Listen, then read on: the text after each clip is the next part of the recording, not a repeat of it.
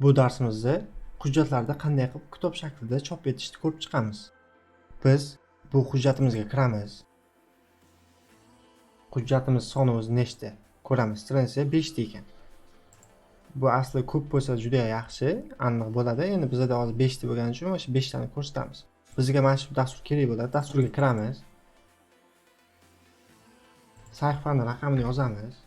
Chiqamiz, pastga tushamiz. Bu birinchi betga qo'yilayotgan raqamlar.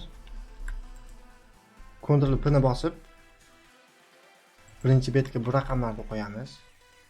Eslaring chiqmasa, mana uni 2 qilishlaring kerak. Ya'ni kitobcha shaklida chiqish uchun buni 2 qilib printerga pechatga berasizlar. Buni chiqarib bo'lgandan keyin boyagi dasturimizga kirib, bu sahifalarni kopiya qilib olamiz.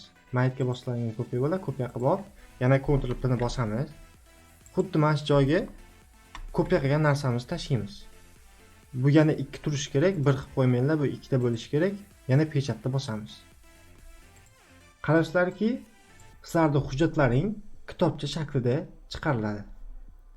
Bunda faqatgina hujjatni emas, balki rasmlarni ham chiqarishlar ham bo'ladi, rasmli hujjatlarni ham chiqarishlar ham bo'ladi. Hammasini qilsa bo'ladi bunda.